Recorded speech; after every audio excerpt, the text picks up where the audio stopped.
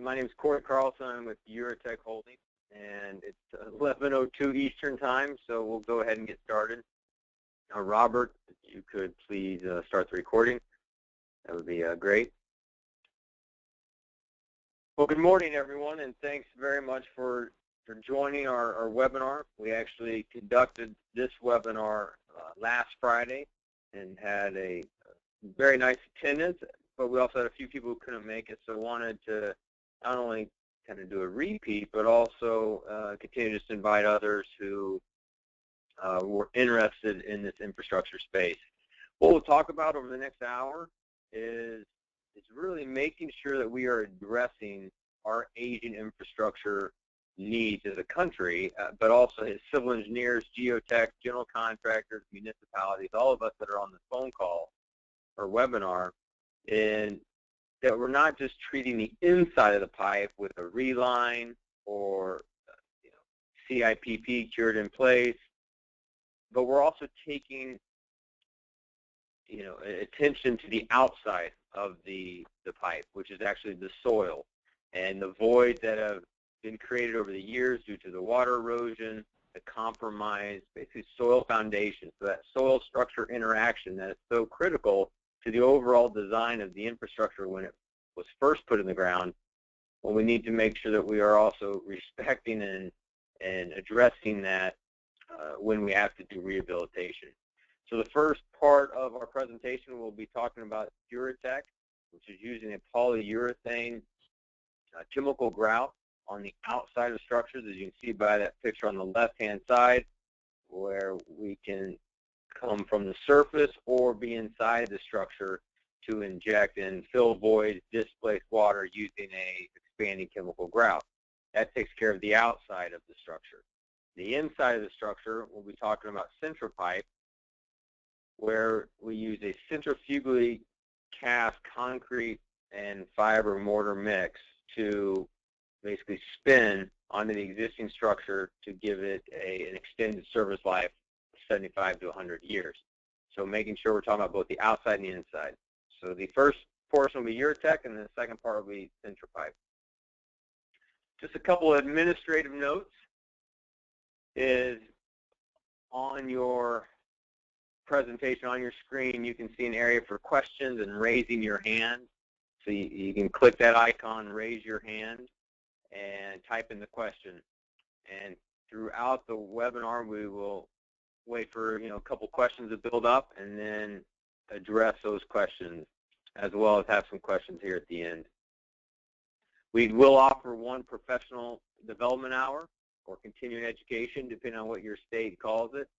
And definitely it's up to you to make sure that your state allows for a manufacturer contractor presentation to be counted as one credit. But we will be sending those certificates here in the next couple of days to your email address that you registered with. And then in addition, we'll also just be sending out a feedback form following the webinar. Any other topics you'd like to learn about? Would you like one of our sales engineers to come to your firm to provide a presentation? And then also, do you have any immediate needs? Do you have any projects that we could take a look at that are either in construction right at the moment or in a design phase? Either one, we could be more than willing to help. As stated, my name is Corey Carlson. I'm the president of sales for URETEK Holdings. I am a licensed professional engineer, so I appreciate those PDH credits as well. I have a civil engineering degree from the University of Missouri, an MBA from Rutgers, and then my career has really kind of been on different sides of the project. From when I was a civil engineer with Burns McDonnell at their headquarters in Kansas City, a multi-design engineering firm.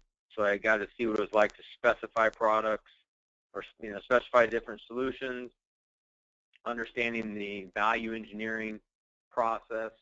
Then I was with Contact Engineer Solutions for 10 years. It was a national market leader in different site solutions, from pipe to bridges to soil stabilization.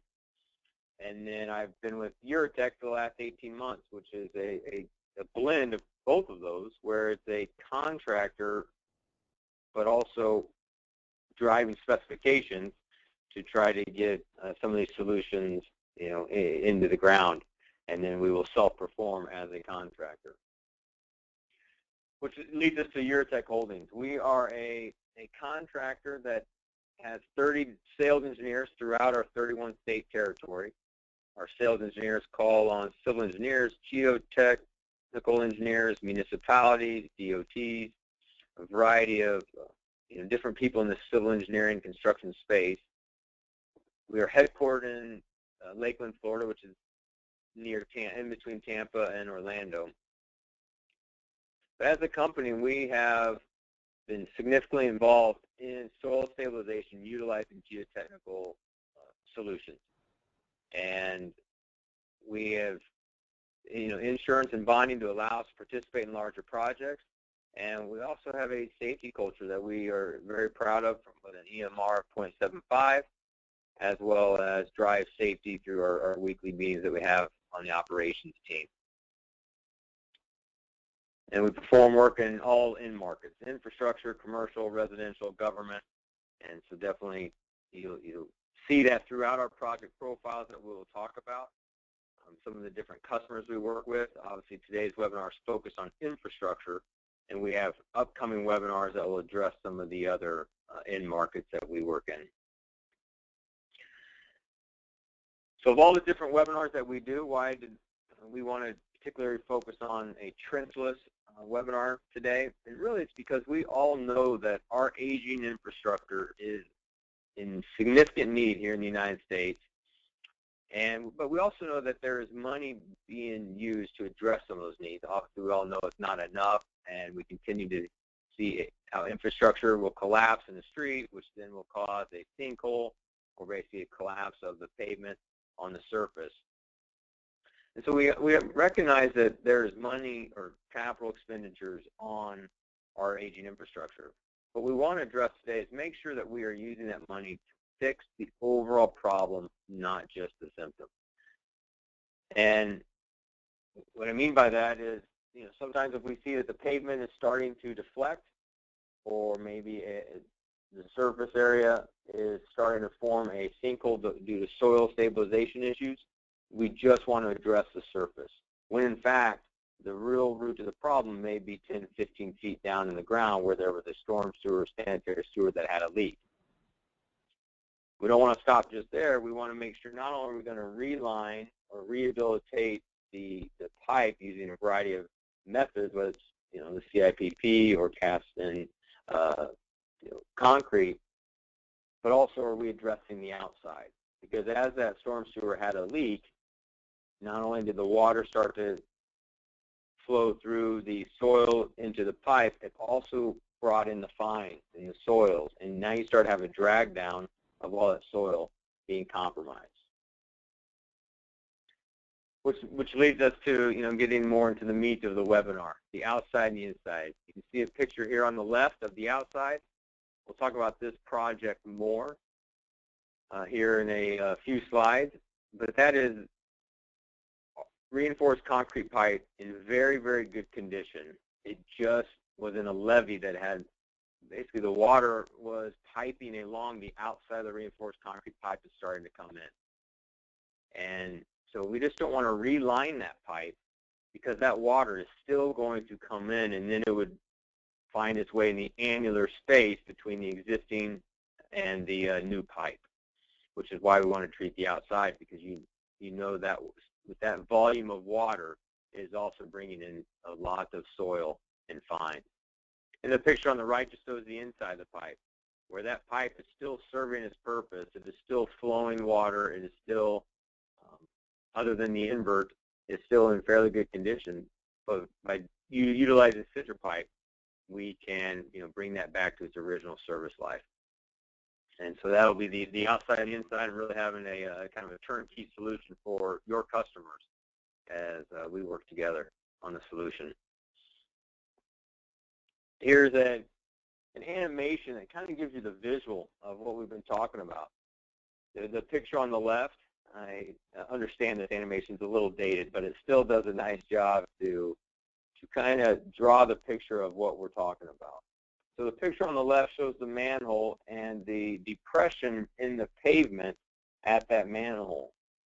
And instead of doing a mill and overlay or just patching asphalt at the top to bring it back to grade, you can see how a void underneath the pavement has developed. And that pavement is bridging from the manhole to the soil. You can also see at the bottom where the manhole has a lateral line coming out of it where there's a crack.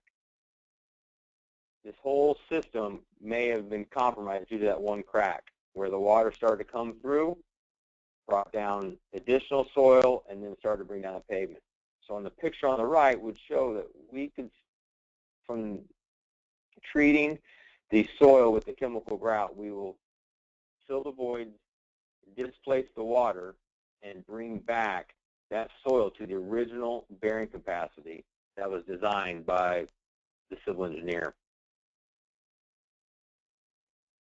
Which brings us to kind of the difference between new pipe and soil design at the beginning of the project to rehabilitation and what that design looks like when we are doing work for structures and soil that has been in the ground for years.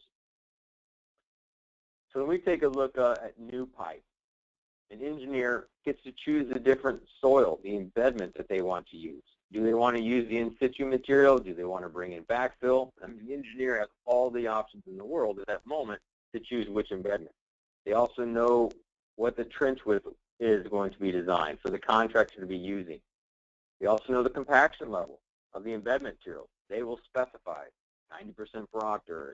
It'll also be tested. It'll also be verified. And so it's really in almost a perfect setting. They also know any special structural details from geotextiles, geogrid, any shoring that may be utilized. Plus, you're also dealing with new pipe and new bands. So everything is working out perfect, whether it's the RCP, a reinforced concrete pipe, corrugated metal pipe, the bell and spigot of HDPE. I mean, everything is coming together because it is new. Well, if there's unplanned water, all pipe material will start to deteriorate over time. Whether it's rigid pipe with reinforced concrete pipe, a lot of times there is a lack of maybe care for the backfill or the type because it's reinforced concrete pipe. It was designed to take a load. However, there could be overloading that will take place on that reinforced concrete pipe due to the poor backfill, poor compaction.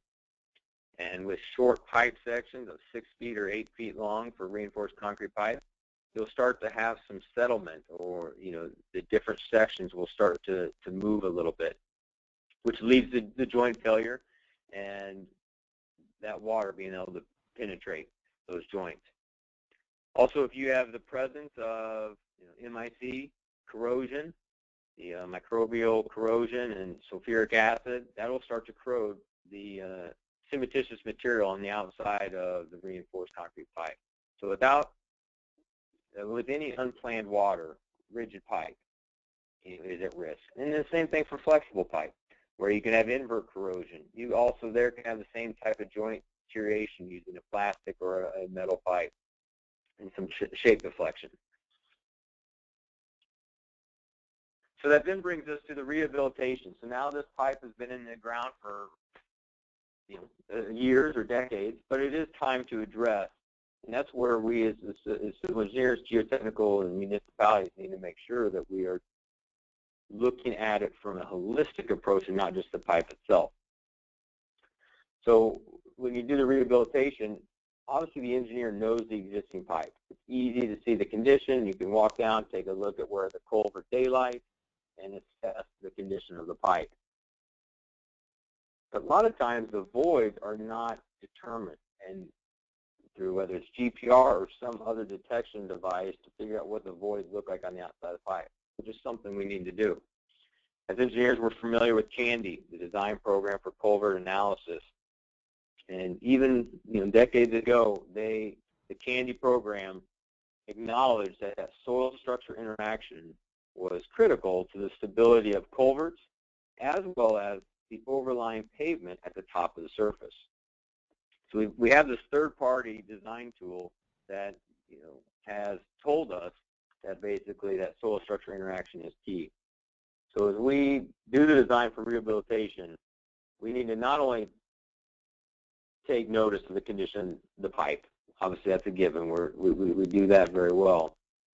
But then we need to start to pay attention to those any deformations of the host structure from slope changes, or maybe the structure itself from around, and maybe it started to get egg-shaped. Also, the hydrostatic pressure. That water that is on the outside of that pipe, maybe it began to flow on the outside of the pipe. You're now adding the hydrostatic pressure to that pipe that was not there at the original design. And then, as we talked about, that surrounding soil envelope to make sure it is in good condition. So why the outside of the structure? I mean, kind of as they said, the proof is in the pudding. That sometimes the soil will collapse on the outside. This is an interesting project from Trenchless Technologies in March of 2012 in Chicago, where they had aging infrastructure, a lot of brick manholes. They knew that they needed to do something about it. So they were proactive by taking care of the manhole by relining it, actually utilizing permacast, which we'll talk about later from one of the solutions that we use, is they relined it using the MS 10,000, basically a PSI liner. But they did not address the outside of the structure. As you can see by that picture, it ended up being a catastrophic failure where the soil collapsed, which then brought down the pavement, and you ended up having this manhole standing by itself. And they ended up being able to lift out the complete manhole and move it to the side because it was all intact due to the liner. So this is a real-world example of you need to not only take care of the inside of the structure, but we also need to make sure we're doing what we can for the outside of the structure and looking at all lateral lines that connect. This particular project, the leak was not in the manhole that was causing all this failure. It actually was to a connecting pipe that was leaking, similar to that animated picture I showed a few slides ago. It was the connecting pipe that caused the problems, as opposed to the repaired manhole.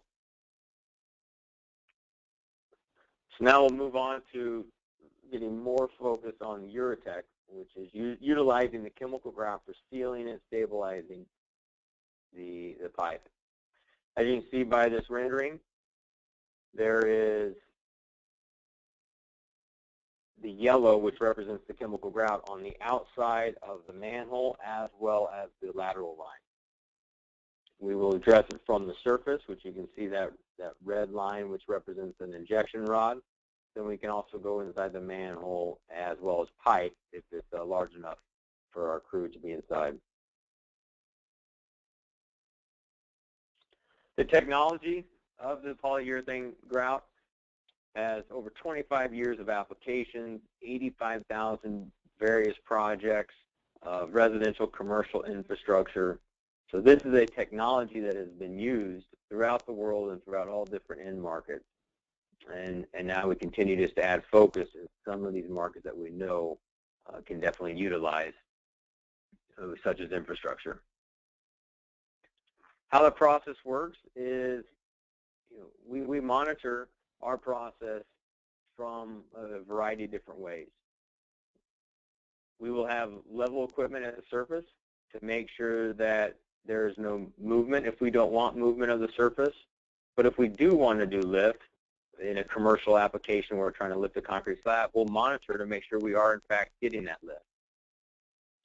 And if we are doing infrastructure, we'll be inside the structure or utilize cameras to see if we are starting to have the chemical grout come inside the pipe. It is also, we have a variety of different formulations that we use based on what we're trying to achieve. Are we trying to lift? Are we trying to have a faster cure time? A variety of different things that we will consider on a project to help determine what the right formulation is for you. And it's accurately controlled, where we are paying attention to all the different surrounding aspects as we are working, and it basically reaches its strength in 90% in less than 15 minutes, which allows us to do this fast work on projects where maybe there's water coming into the manhole. We have a variety of different videos on our website as well as YouTube where you can see water coming inside manholes, and as we are injecting our material, that water will come to a stop. The material is very lightweight compared to conventional solutions, where we can be 4 to 25 pounds per cubic foot compared to a cementitious grout of 60, which is key when you're dealing with aging infrastructure. Pouring a significant amount of cementitious grout or on a brick sewer or manhole may cause some challenges. However, our product being lightweight, it definitely works in the aging infrastructure market. It's hydro-insensitive, which is key, especially when we're talking about infrastructure, because water is always present. So our material actually will displace the water that are in the voids surrounding the structure and continue to operate in wet conditions, which is key. And it's also very environmentally friendly. It's NF61, which is the National Science Federation, number 61, meaning it could be by potable water, which is very key as we do a lot of work in water-sensitive areas, whether it's the Corps of Engineers, some of their blue waterways, or in this mixed project, for example, we were in an area where manatee migration took place. So you know for sure that there were a lot of different environmentalists taking a look to make sure our material safety data sheets, our specifications, everything allowed for a environmentally friendly material to be used. These next few slides, we will talk about some different projects that we have. And this one was in Florida, where the weak soils underneath the culvert had caused really settlement to take place. And they looked at a couple of different solutions. We came in, used our material, injected in the ground. You can see that picture on the right. You're starting to have an outcropping come out from the soil. So and then we will come up and obviously clean that and discard it. But you can start to see how we place our material, it will start to flow and fill all the different cracks and crevices and stabilize that soil underneath. Here's an interesting project in Alabama that we did with the Corps of Engineers. It is a 25-foot manhole that had 5 different connecting storm lines. And what was happening is there were a few different leaks. We had I&I, inflow and infiltration issues. And at the surface, it was causing basically sinkholes, a 30-foot radius to that manhole, that picture on the left. And the Corps of Engineers started to take a look and realized that it was the overall manhole was having issues.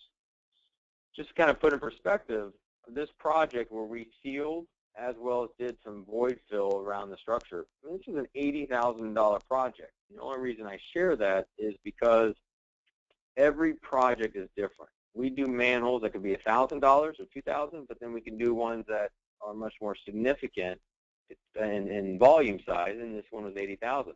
Because every job is different, from the conditions of the structures to the conditions of the soils, and so that all needs to come into play. So when we do get a job, we'll work with you. We want to take a look at the soils, visit the site, and really get a good feel for what the right solution is. On this particular project, even though $80,000 sounds like a large amount, and it was much more economical than doing a remove replace. At that depth of 25 feet, if you had to do a 3-to-1 trench coming out and to remove replace all the connections for those 5 drain lines that connected, that would become more significant. So the Corps of Engineers selection of working with us was much more economical than some of the alternatives. We also were able to perform that work in 2 days, which is also another driver. This is a project we did in Florida, and it was an emergency project But a couple items to share with you, just to kind of bring it full circle, is the picture on the left shows water present in that 36-inch RCP pipe. We also, the pipe failed, and so we needed to basically fill the pipe, and it was going to be, abandoned. So you see the picture on the far right, where that grout has now came out to the end of the pipe. All those metal rods, those are our injection rods that we use. We inject material and then start to walk backward as we are extracting the rod from the area. So in this situation, every project is different. As I stated, here we were able to fill a pipe to be abandoned. And we continue to do a lot of work like that throughout the country. This is a unique application when you think of infrastructure, because it was not supposed to be conveying water. It was actually a tunnel liner at the University of Oregon to be a conduit for all the different utilities on the campus. As you can see that picture on the right, it looks like a shower coming down. There's a shower head up there, and with that waterfall, it was not supposed to be there, as you can imagine. So 40 to 50 gallons per minute they calculated to be coming into this tunnel. And so we worked with the KPFF, the engineer in the Northwest, to basically go through this site and not necessarily do spot treatments, but to address and do our best to kind of displace this water and to seal off the area so water would not come back into this culvert. Here's another I&I application in Florida. The picture on the left shows the sinkholes starting to take place at the surface. The pictures on the right show actually what was below those sinkholes, where you could just see the water was coming through the cracks and joints of the pipe and causing that drag down of the surface where the soils and fines were starting to flow through this pipe. Picture on the right is something we'd like to see for sure when we are doing our work, because that we are injecting our material on the outside of the structure, and now it's flowing back into the structure, causing a positive seal as well as sealing the joint. We then will come in, remove those outcroppings, and discard them.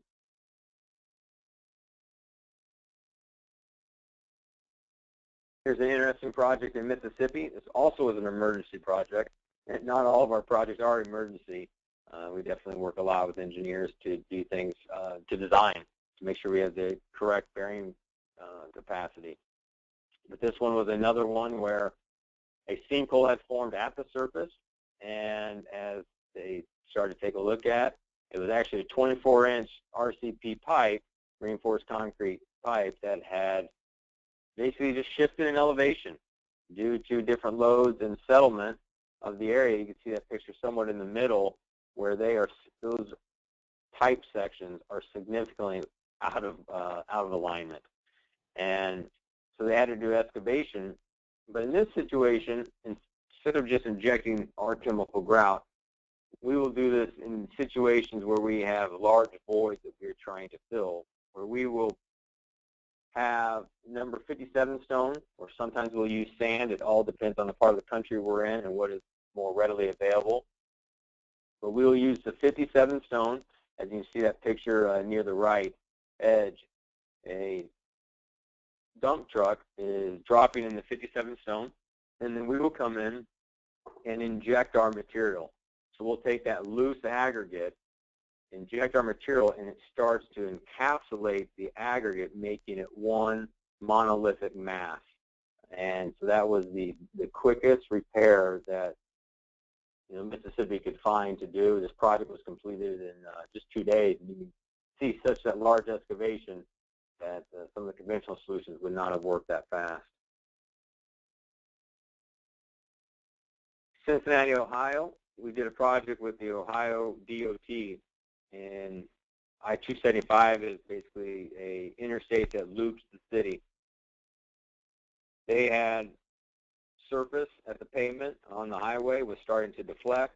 As they started to take a look at it, this pipe had almost more water flowing on the outside of the pipe than it did on the inside of the pipe, thus causing all kinds of issues from soil stability.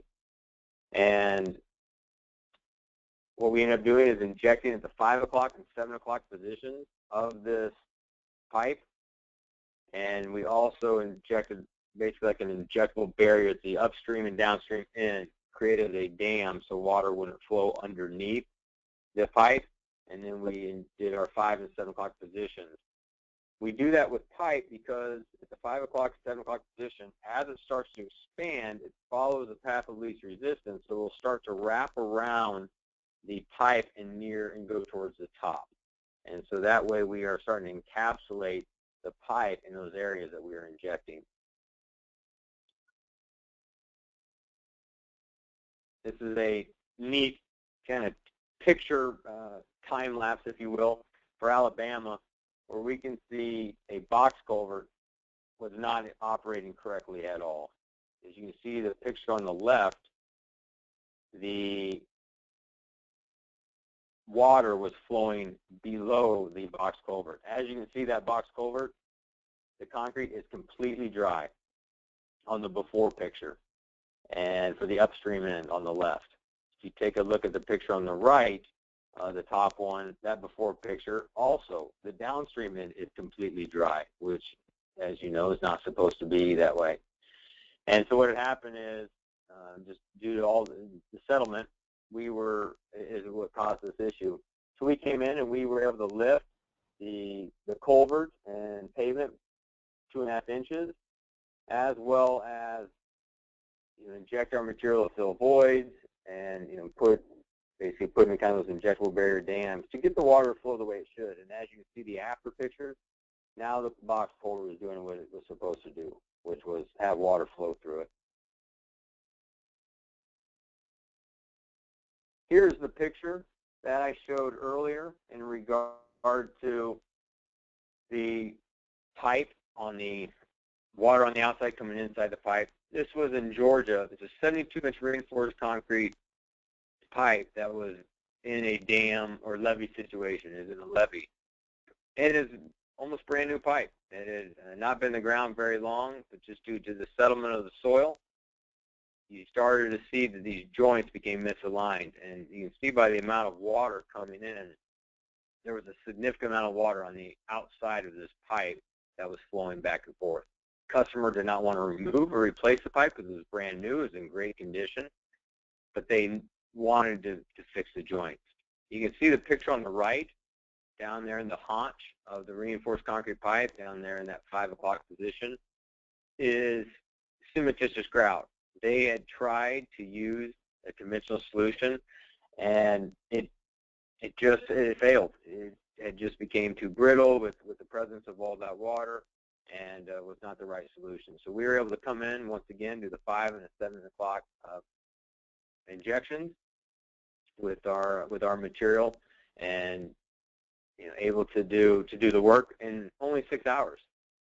And if they were to remove and replace, obviously just even if you use the same pipe, just pick it up and basically regrade, that would have taken 4 days.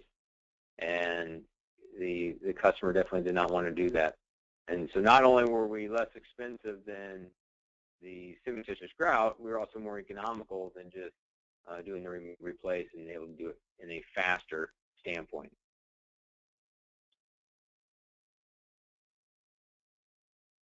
We also utilize a lot to void fill the annular space between the existing and the host pipe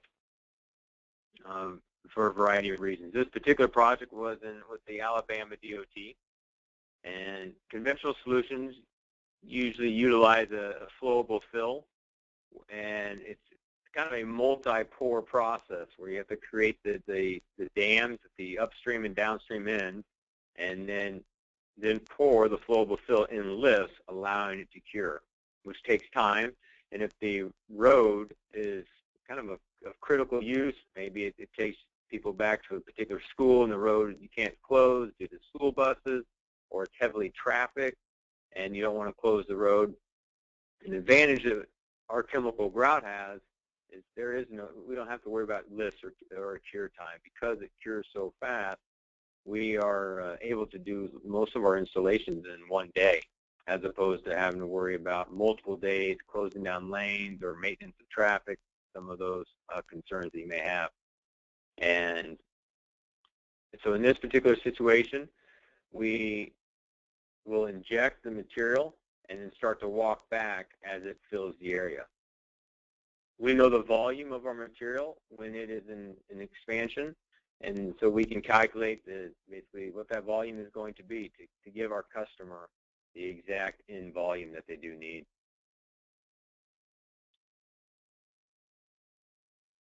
Here is a brick manhole that we did in Tennessee. As you can see, it's an old manhole, and it's back to our aged infrastructure. And this is where the lightweight comes into play, where we don't necessarily want to be pouring a cementitious grout or some of the other solutions on the outside of this brick manhole, because it could start to put pressure on the brick manhole itself and pop out brick. Well, with our lightweight, compared to the density that we bring, we are able to fill the void on the outside of the brick, and the material with its low viscosity will flow through the material and not cause displacement of the bricks. We then will come and clean up those outcroppings, as we talked about. Here's a neat project that we did recently here in Ohio with the Ohio Department of Natural Resources, ODNR, as well as the Stantec Engineering, where this dam was leaking, and they obviously needed to fix it. And taking a look at all the different solutions that were out there, we were selected as we would minimize the downtime and really the closure of this area. Surrounding this dam are nice homes, and it definitely is a kind of a recreational area, and so they want to minimize the amount of downtime for really all the citizens around there. So what we were able to do is, on the upstream end, identify a few areas of the dam where we want to inject our material. The material would flow and displace any of that unwanted water that was inside the dam structure, but also expand and fill those voids to seal up any cracks. So that picture in the middle, we dammed up the water and dyed it blue. And just for people, when they see the slide, they also ask, what's the green dye on the left? That was actually for another part of their project that they were dyeing to see the water on that side. But our particular part of the project, we used this blue water. They dyed it blue, and then in the morning, after we did this, it immediately showed up downstream. And so we injected that day for about 6 hours. We did our injections. We then dammed up the water again, dyed it blue, and then waited to see if it would flow downstream, and it didn't. We waited there for about an hour talking about the project and other projects with ODNR and some of the other people that we had visit, and the water never showed up downstream. So we had a very successful installation and continue to look at different dams to do really throughout the country, but also especially in Ohio, as we had success with a few different customers there. The next portion that we'll talk about is the center pipe, and then here at the end I'll open up for questions. And so we'll go through the center pipe and then address questions here at the end. So this is to take care of the inside of the structure. So we obviously spent the first half talking about the outside, now the inside. The picture on the left is the permaform, which uses the spinner, the bidirectional spinner, to go up and down in manholes. Well, that same technology that was successful for decades in the manhole market was then put on a sled and then used for lateral and horizontal lines in both storm and sanitary sewer, which is the picture on the right, which is the center pipe.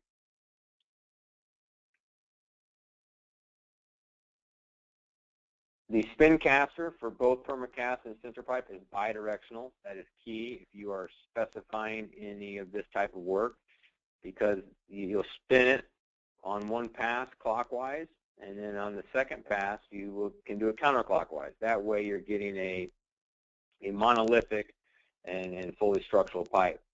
Another thing of note is this technology, has been around, as you can see by those dates, permacast in 1985, as well as sinter pipe in 2004. So it's been around and proven to be successful. But the other item is the way that it is designed is to take into account just the soil, not necessarily the host structure. The design of the product does not take into account any of that strength of that host structure. So if it was to disappear or deteriorate away, you still would have a cementitious, concrete line or pipe, which is very advantageous as some of this material will continue to deteriorate. So the process of the sinter pipe is the first thing that we would do is obviously clean out the pipe, make sure that it is in good working condition for our process. Once that is complete, we then would pour one of our flowable fills into the invert for a couple reasons.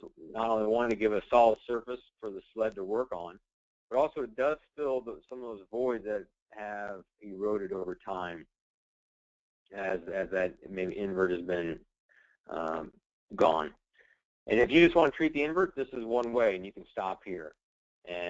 But then the next piece would be if you would like to treat the entire diameter of the pipe. That is when we'll use this high-speed spin caster. You can see it on the sled, and each of our passes is a ½ inch.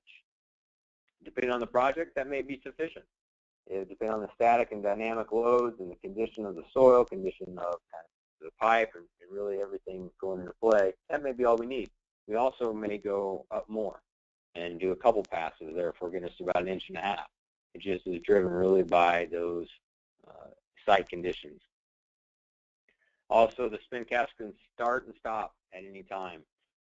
Due to the mix that we have and the fibers that are in place, there are not any hard joints that you need to be concerned about, which helps out a lot.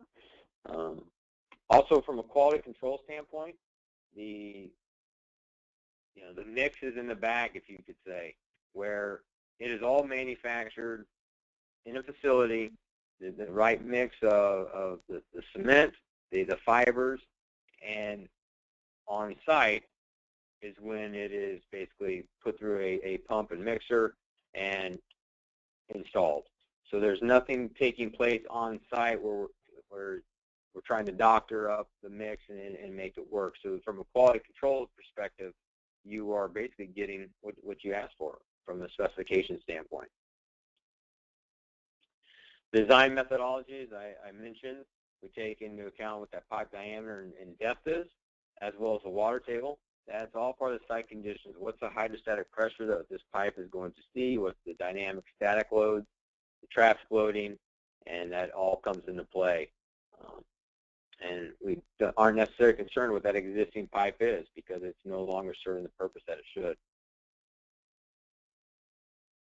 Here's some of the physical properties of the 8,000 PSI. This is the one that is spun. And then we also can provide the same information for the 12,000 PSI, which is the one that we use for the invert. So we'll go over a few case studies here, similar to what we did with the URETEK process. This is a project that was performed utilizing sinter pipe in Georgia. And as you can see, there's water present in the invert. We will dam that up or reroute it so that we are working in a dry condition. And then the sled is then pulled through, and you can see the before and after picture of the condition of pipe. Looks like a brand new pipe, and now gives a 75 to 100-year service life extension without having to remove, replace, and a lot of the other challenges. Another benefit to using this centrifugally cast process is elliptical pipes. We can do work in elliptical pipes. We also can do work with corners or elevation changes.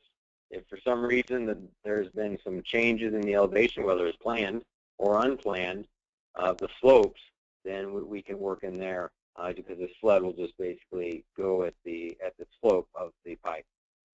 Obviously, our pipe is not perfect for everything. I mean, our solution is not perfect for every pipe. We do want to have a labor inside with the sled to make sure that it is being applied correctly, and therefore small diameters, 30-inch and less, we will not do, and therefore some of the other solutions are much more economical, or the correct solution for that. Now, for greater than 30-inch, and that's when it becomes our sweet spot as we start to get to those larger diameters. But just here's one of those exact situations where this was done for the Florida Department of Transportation. It's a very large one, but what's unique about this, we've talked about the sled being pulled through, but this was manually applied. So it's taking the same technology of that 8,000 PSI, but now hand spraying it, hand applying it, and also provide the aesthetic touch as well as a structural touch of fixing the head wall and providing wing walls for the outlet. And so as a 156-inch, we can do up to 120-inch using the spinner, and as it gets larger than that, then we would go to the manually applied. Another benefit to using this type of system is we can put an additive called ConShield in there. It's not a proprietary additive. You're probably familiar with ConShield already. It's used in a lot of new products that you can buy off the shelf that have concrete in them, because it is a proven additive to not allow for bacteria growth. As you do work in storm sewer, especially sanitary sewer, where there can be the presence of bacteria and growth, and MIC, which is the microbial corrosion, then this is something to consider as an additive when utilizing the CentraPipe technology. Here are a couple projects where it was in fact utilized. Ohio did 4,000 feet. CentraPipe did 4,000 feet of 36-inch to 60-inch reinforced concrete pipe used for sanitary sewer. And we're able to put this additive in there due to the, as you can see the picture on the left, that is reinforced concrete pipe. It no longer looks like reinforced concrete pipe. I mean, it's got a marble look to it due to that corrosion. And you see the picture on the right where the CentraPipe was spun, and it also had the ConShield in there, so it worked out well. This is also a good picture for visualizing the corners. Some technologies would be very difficult to utilize in corners. Here, the sled can just work its way right around the corner and not have any concerns. Here's a project that utilizes both the additive of ConShield as well as manually applied. The Florida Department of Transportation, here is a box culvert where it made more sense to do work manually applied. And compared to shotcrete, this was a 35% less project cost for the customer, Florida DOT, and as you see the picture on the left, that reinforced concrete pipe was definitely deteriorated from MIC corrosion, and in the picture on the right where it looks almost like a brand new box culvert. So just a couple features and benefits that I will hit on for the Permacast CentraPipe technology is it is a smooth surface, so we can provide the Manning's coefficient depending on the size of pipe that we are using.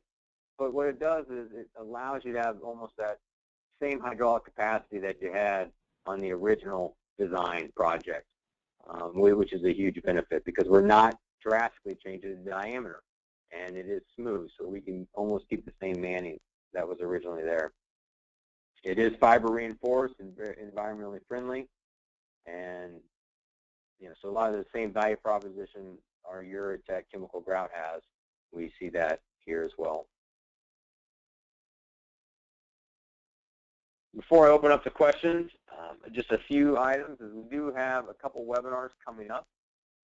On August 7th, we will discuss injectable barriers. We have been using this technology of chemical grout injecting at different depths as well as different rows to create almost a wall to contain contaminants or unwanted water. So please join us on August 7th for that. And then on September 11th, we will share some of the different applications that we have in the commercial space, commercial and industrial properties or manufacturing facilities, and talk about some of the leveling, lifting of slabs, as well as repurposing of footings. Where they need to increase the bearing capacity, we can provide some more economical as well as less time than conventional solutions of helical piers and micropiles.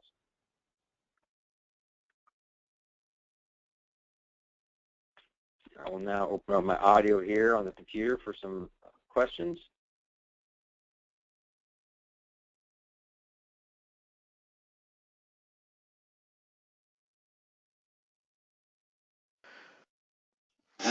This is Robert. If you would like to ask a question, please do so through your webinar tool. You'll see an area in there that says questions, or you can additionally use the area called chat. If you would like to ask a question through your microphone, please raise your hand. That is located in the top left portion of your webinar tool area, where you see a little hand there that you can select, and it'll raise your hand. So.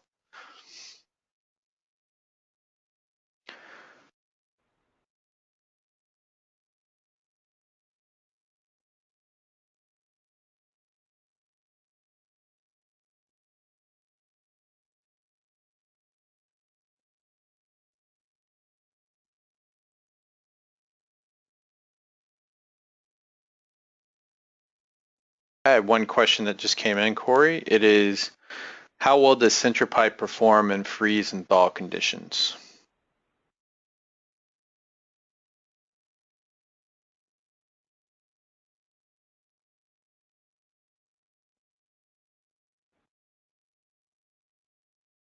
Corey, did you hear that? I heard freeze, and then you... Sorry, it says, how well does Centripipe perform in freeze and thaw conditions? Yes, it will perform. During the installation, we definitely have to be aware of freeze-thaw conditions, or freezing conditions when we apply the Centripipe or Permacast.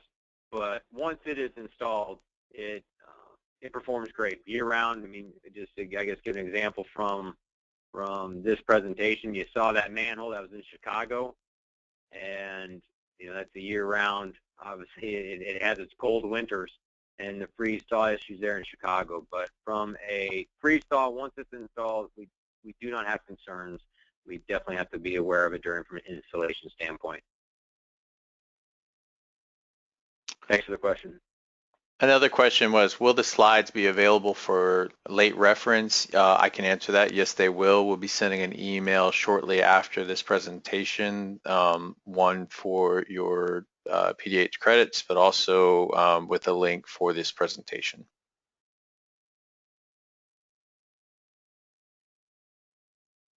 Another question says, as a community, we have to use a competitive bid process. Can you help us prepare bid specifications and plans for a project?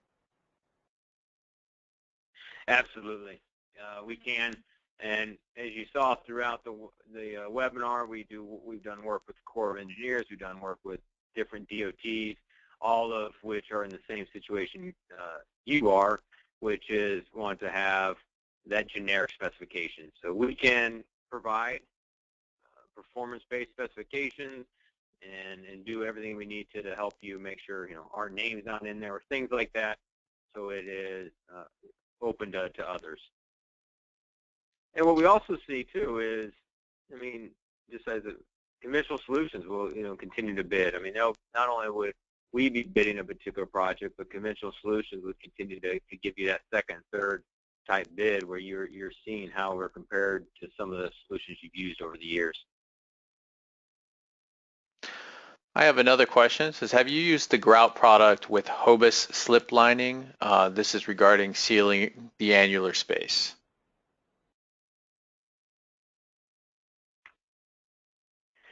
Yes, Hobos, I'm familiar with Hobos. I actually don't know if we have done necessarily a Hobos. I know we've done a variety of other pipes out there that are big in the reline business, Snap Type, Contact, and a variety of others.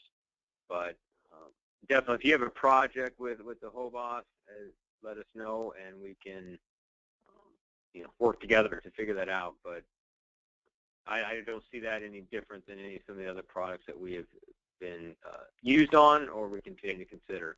Because of our expansion is, there's not a lot of force to the expansion. We are not like a cementitious grout where we require pressure to be installed. Instead, it's just an expansion that takes place, that we do not deflect the host pipe or the new pipe. So as you can see, we're working with like a metal pipe, or we work with very thin HDPE type materials where we're not deflecting or compromising that structure itself.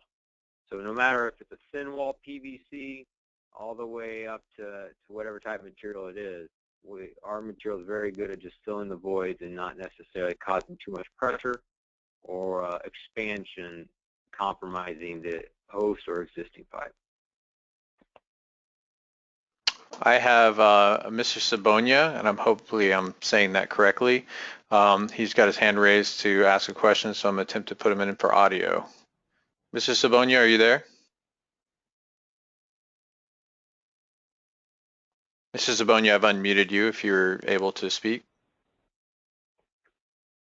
I don't have a microphone, or can you hear me? Actually, we do. Yes. So go right ahead. Okay. The question I had, I also sent it, but how well does this bond to the existing pipe? Have you ever had any situations where it kind of separated from the existing pipe?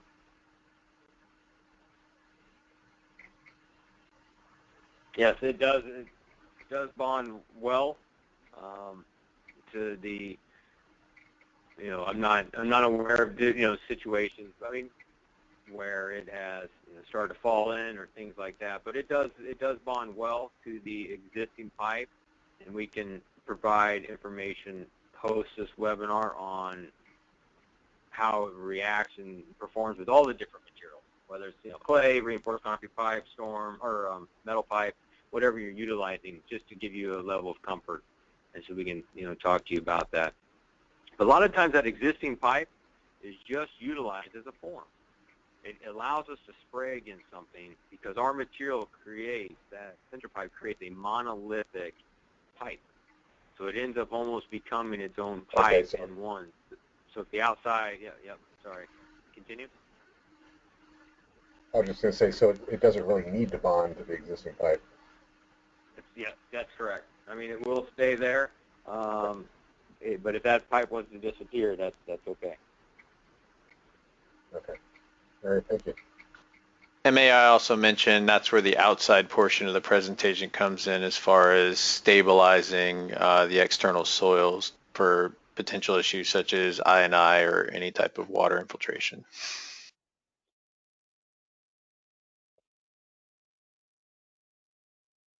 Okay, I have another question here. Did you say the strength of the inner fiber reinforced Centripipe liner is 8,000 PSI? How thick is that liner? We will do half-inch passes. So anytime that sled goes from basically the point A to point B, it's a half-inch. And if we need to do more thickness based on the static dynamic loads, existing soil conditions, we'll do a couple more passes, whatever we need to do. And for those who are the engineers on the phone and would be specifying, we could provide you what our design calcs are. Why are we saying a half-inch versus why are we saying 1.5 inches? We will definitely show you that. We have a design manual that is available, that you can definitely see if you want to take a look at some of those formulas to get there. But that's how we determine the thickness. Okay, I have another question. Does a center pipe liner infiltrate the existing damaged pipe wall?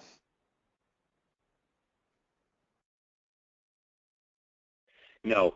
Yeah, I mean, you will get some to go in there, but it does not provide that positive seal like on the outside. If you're trying to prevent water from coming from the outside of the pipe and the inside, then that is not what you always want to do as the permanent solution. Now, because of its viscosity, if you think about like a corrugated metal pipe, you've got the crests and the valleys in the corrugation. The material does spray into the valleys. So it does cover that. If that's what you're thinking, some people have that concern when we work on the corrugated metal pipe. Are we just going to hit the top of the crest and that's it? No, it will fill into the valleys of the corrugated metal pipe and then the surface.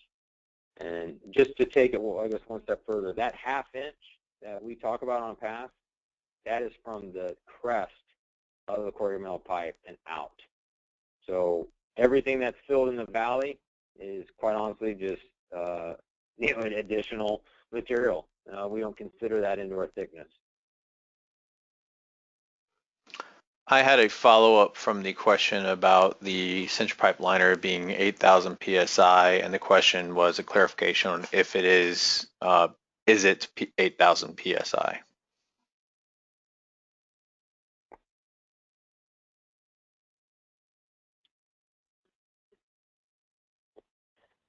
We could provide, I actually moved the slide just to have the physical properties pulled up.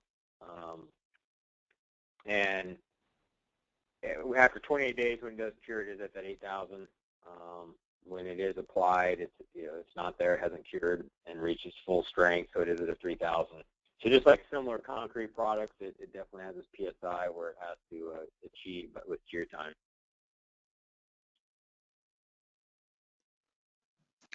I have another question. Our existing pipe has a bituminous, excuse me, I'm going to slaughter that, coating. Does that get removed before the invert is repaired? No, it does not have to. It does depend on the condition of it. If it's, it would depend on the condition if we wanted to try to remove, but no, it does not need to be removed.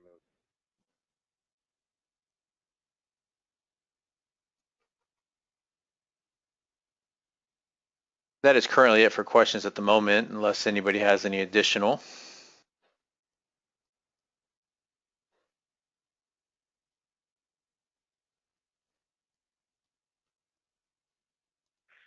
Well, thanks everybody very much for your time, your hour and 5 minutes today. Really appreciate it.